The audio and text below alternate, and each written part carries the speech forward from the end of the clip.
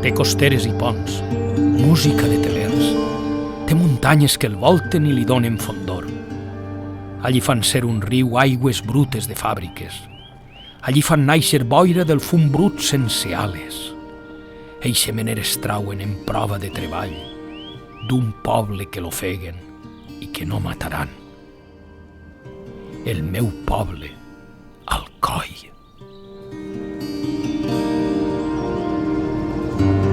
Alcoi, com pràcticament qualsevol entitat de població, no pot entendre la seva història sense els seus condicionants geogràfics.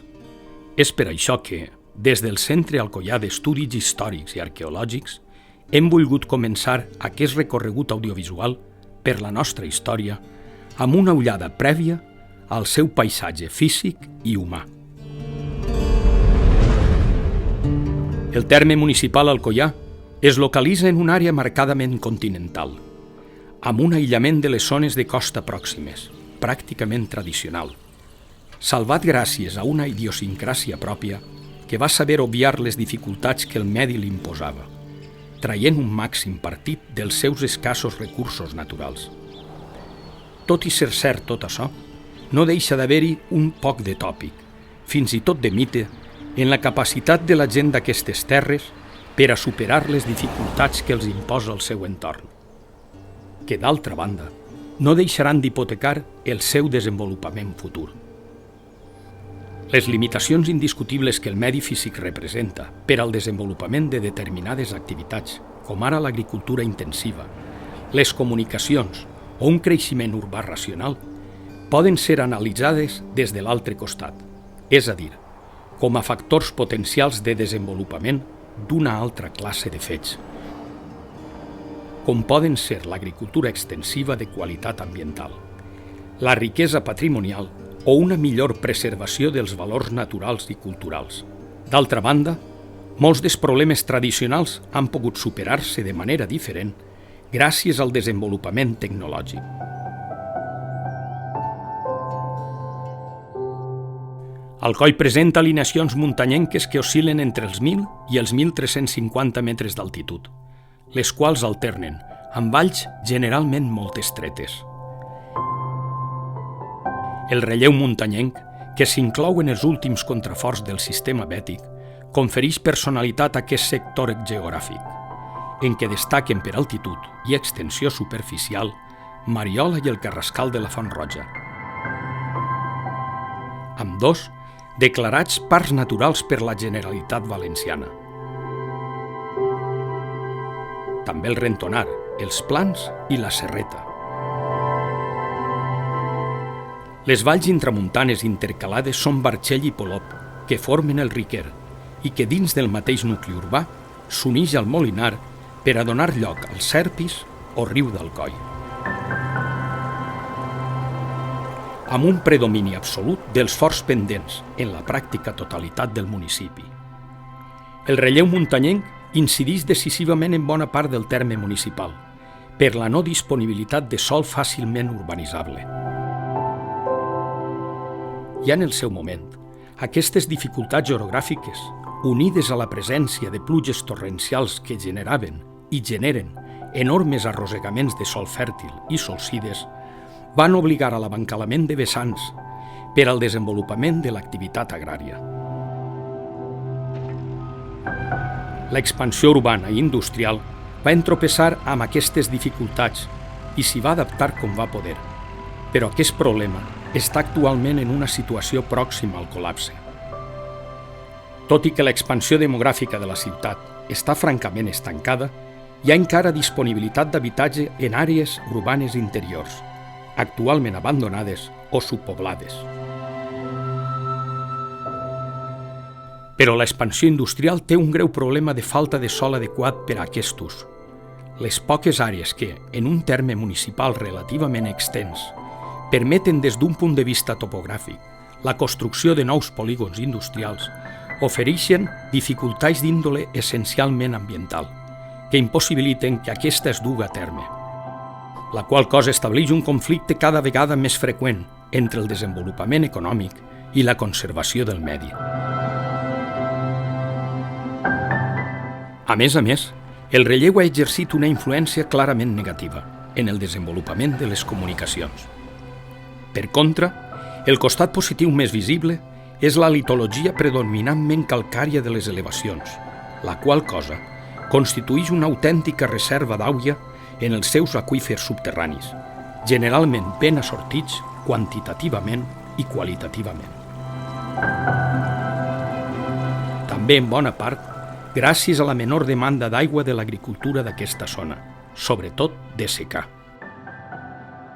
D'altra banda, també li permet tindre una major presència d'àrees de vegetació més densa, que van ser aprofitades al seu moment per a fer llenya, l'única font d'energia fins al segle XIX, i que constitueix, avui en dia, autèntiques reserves ambientals de determinats tipus de bosc mediterrani, especialment ben conservat al Parc Natural del Carrascal de la Font Roja i, en certa manera, al de Mariola, també segons es tracte de vessants de Solana o Ombria.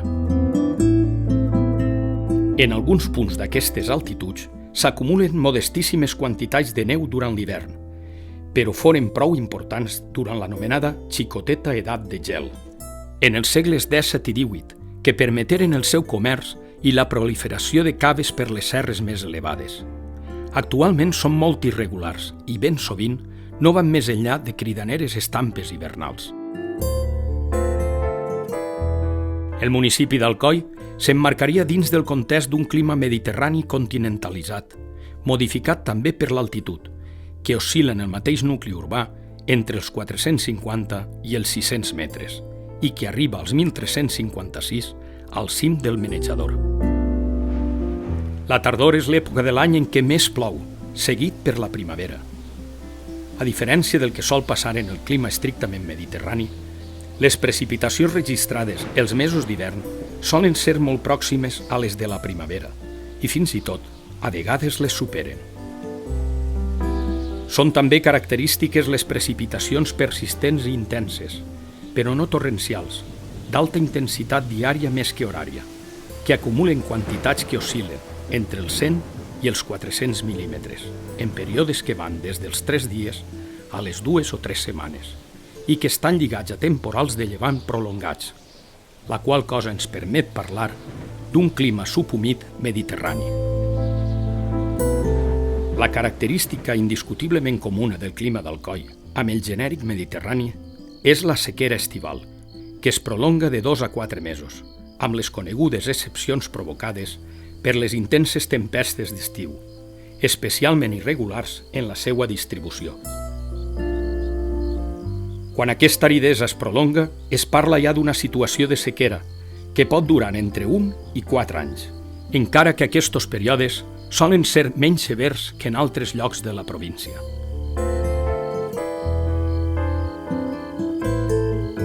Per acabar amb aquests aspectes climàtics, s'ha de tindre en compte que, al nucli urbà, atesa la morfologia de folla tancada i l'activitat urbana i industrial, generada no tan sols per Alcoi, sinó per les poblacions contigües de Cocentaina i Muro, s'aprecia una influència creixent de la denominada illa de calor urbana, que, més enllà d'elements naturals com l'altitud, eleva de manera considerable les temperatures respecte de les de l'entorn agroforestal més pròxim. Pel que fa a aspectes demogràfics i urbanístics, Alcoi ha estat, fins fa poc, la 5a ciutat en població de la Comunitat Valenciana. No obstant això, des de 1975, en què va tindre aproximadament uns 67.500 habitants, ha reduït la seva població fins a poc més dels 59.000 actuals. A això ha contribuït tant la crisi del seu model industrial com el seu aïllament gradual dels centres valencians més dinàmics.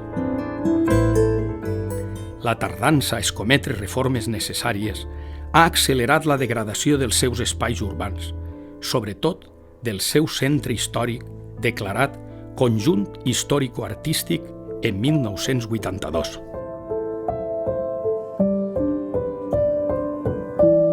L'evolució urbana alcoiana dibuixa una ocupació cronològica de l'espai a partir del nucli inicial, en la confluència dels rius Riquer i Molinar, seguint amb la urbanització dels terrenys entre la vila medieval i el Riquer, al camí d'Alacant, i saltant finalment al marge esquerre d'aquest riu, una vegada planificat l'Eixample i els nous espais urbanitzables sorgits dels documents d'ordenació urbanística més recents. El nucli original de la ciutat es funda en el segle XIII, per part cristiana. Raons estratègiques semblen avalar la creació d'un lloc fortificat a la zona, com són la necessitat de controlar el sud del Regne de València, on la població musulmana era encara majoritària. El fet d'estendre la colonització fins al mateix límit del regne, establit aleshores a l'altura de Biar, i la de dominar el pas natural entre València i Múrcia, a través de la vall fluvial que ocupa el coll. Moltes de les alqueries musulmanes disseminades per aquest territori començaren, a partir d'aquest moment, a ser deshabitades i a desaparèixer de forma immediata.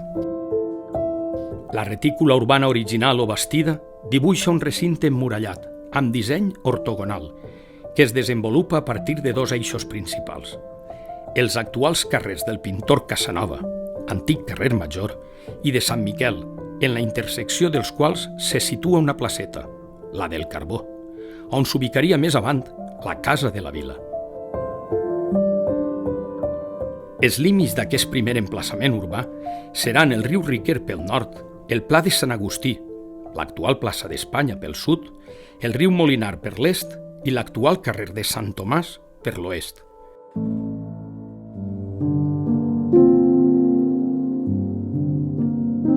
Defensava la vila un llenç de muralles i torrasses amb portes d'accés a les vies principals de comunicació. A finals del segle XIII, Alcoi constituïa una fortalesa fàcilment defensable. Llevat del seu costat occidental, ja que entre el límit marcat per la muralla i el barranc de Nallova quedava una àmplia esplanada de terra, per on precisament la ciutat patia els seus setges principals. Això i el notable creixement demogràfic de la vila cristiana durant la segona meitat del segle van evidenciar la necessitat urgent d'ampliar la ciutat, encotillada en poques dècades en el seu recinte original. L'arribada de nous pobladors es va accentuar en aquesta etapa, de manera que, cap a l'any 1300, es calcula que Alcoi ja disposava de 240 o 250 focs o cases. A partir de 1304, comença la construcció d'un eixample fortificat annex a la vila, el primer Raval o Raval Vell, situat a l'oest del nucli original i fins a la vora escarpada del barranc de Nallova, a l'actual zona del Terrer. Aquest primer eixample es va planificar amb criteri ortogonal, amb parcel·les regulars al voltant de 6 carrers paral·lels amb direcció est-oest i 2 de transversals. Envoltat tot això per un llenç de muralla construït entre 1305 i 1310. El Raval es va poblar ràpidament i va arribar als 600 habitants a finals del segle XIV.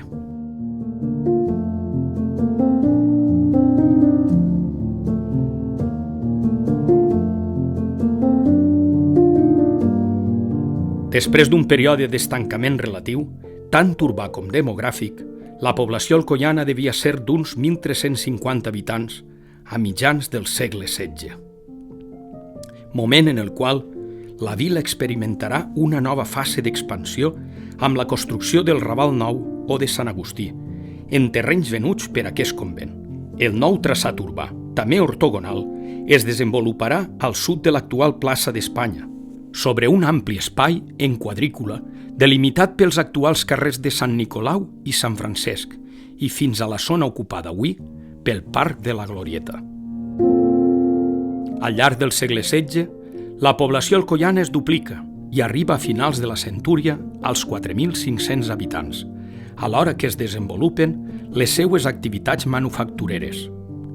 No obstant això, la ciutat no tornarà a expandir-se fins a la fi del segle XVIII, que és quan s'ocupen espais perifèrics a l'entorn del Raval Nou, per l'est i pel sud, fins a arribar als 14.600 habitants, gràcies al desenvolupament de la indústria tèxtil i paperera, que atraurà un gran nombre de treballadors, procedents sobretot dels petits municipis més pròxims. Fins a mitjan segle XIX, Alcoi experimenta un creixement un poc anàrquic al llarg dels camins principals que ixen de la ciutat, com el d'Alacant, amb els barris de Sant Vicent i de les Cases Noves, el de Penàguila, amb el barri del Tossal, el de Cocentaina, amb el barri de Carabanchel, o el de Madrid, amb els barris de Santa Helena i de Sant Sebastià. Gràcies també a la construcció de ponts com el de Maria Cristina, el de Sant Roc i el pontó de Sant Jaume o del Terrer. Alcoi necessitava, no obstant això, adoptar una visió urbanística més àmplia i a més llarg termini. L'emprenedora burgesia alcoiana, receptiva a les últimes tendències urbanístiques i una copiosa afluència de capitals generats per la indústria, ho van facilitar. El model de desenvolupament urbà adoptat va ser la quadrícula tradicional de l'Eixample, emparat en la recent llei de 1864, als dictàmens de la qual va quedar subjecte el Pla d'Eixample, un dels pioners en l'àmbit nacional. El pla va ser redactat per Enrique Vilaplana Julià i Teodoro Palaciar Tormo i aprovat en 1878. Segons el cens de 1860, la població alcoiana superava ja els 25.000 habitants, per a una superfície edificable que era pràcticament igual des del segle anterior, per la qual cosa, tant la pressió de l'opinió pública com les precàries condicions de salubritat en el recinte urbà existent i la falta de sòl edificable van agilitzar l'ocupació d'aquest nou espai planificat. L'Eixample ocupava sectors d'horta i de secà del marge esquerre del riu Riquer, al costat del traçat de la nova carretera Alacant-Xàtiva, i a causa d'això va resultar una planificació que ocupava més del doble de la superfície ja construïda. Des d'aquell moment, edificis residencials i industrials, sobretot metal·lúrgies, van començar a poblar la superfície projectada. La zona més allunyada, entre el pont de Sant Roc i el de Benissaïdó, no s'ocuparà fins als anys 40 i 50 del segle XX, després de la inauguració, el 1931, del pont de Sant Jordi, element de primer ordre a l'hora d'explicar el procés d'ocupació d'aquesta zona d'Eixample.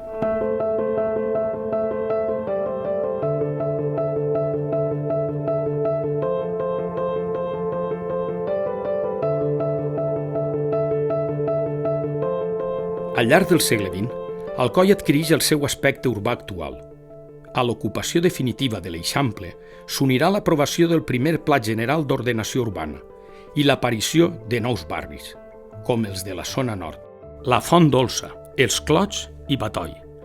En els primers anys del segle, la manca d'habitatges i l'encariment del sòl a la zona de l'Eixample incentivarà l'edificació de barris a la perifèria de l'espai planificat, com van ser els casos dels barris de Carabanchel, el Tossal i Sant Vicent, o el desmesurat augment de l'alçària dels edificis, en cap cas amb les garanties constructives necessàries. Després de la Guerra Civil, Alcoi experimentarà una nova dinàmica espacial, sobretot de la mà de la iniciativa pública, mitjançant la construcció de grups d'habitatges subvencionats, tant a la zona de l'Eixample com als nous espais urbanitzables, creats pel Pla General de 1957. A començament dels anys 50 del segle passat, Alcoi patia un conjunt de problemes que feia imprescindible l'existència d'aquest planejament general. Sobretot, dos. El desfasament entre població i habitatge, en part associat a les característiques topogràfiques del terme municipal, i un segon, derivat de la seva tradició industrial, que feia que habitatge i indústria coexistiren en el sector urbà consolidat, una vegada esgotat l'espai disponible en els llits de rius i barrancs. El Pla General va dividir per primera vegada el terme municipal en zones urbanitzables i no urbanitzables, tot adjudicant uns usos detallats. Els nous espais residencials es van localitzar a Santa Rosa, Batoi, la Font Dolça i Cotes Baixes.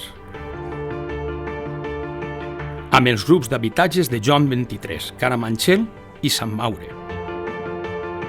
Documents d'ordenació urbana previs i el posterior Pla General de 1989 guiaran el desenvolupament de la ciutat en les dècades finals del segle XX. I ara s'edificaran espais a l'Horta Major, les Llometes, Cotes Altes, la Font Dolça, Cotes Baixes, Cerelles, la Mola, a més de les àrees de segona residència del Baradello, el Sargento, Montesol i l'Estepar.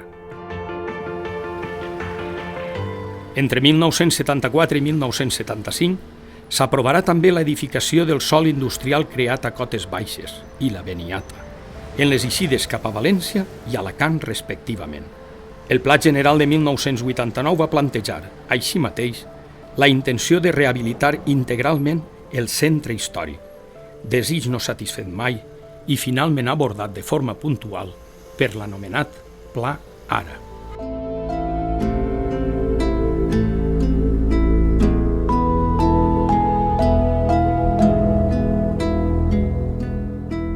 Al desenvolupament urbà de l'Alcoi del segle XXI li correspon ja el nou Pla General de 2006, que ha de donar resposta als greus problemes que avui encara té la ciutat. Falta de sòl industrial, harmonització dels nous creixements residencials, deteriorament del patrimoni urbà, conservació de l'entorn medioambiental, millora de la xarxa de comunicacions i control de la progressiva terciarització de l'economia alcoiana. De la solució satisfactòria d'aquests problemes dependrà en gran manera que puguem afrontar l'Alcoi del futur amb plenes garanties.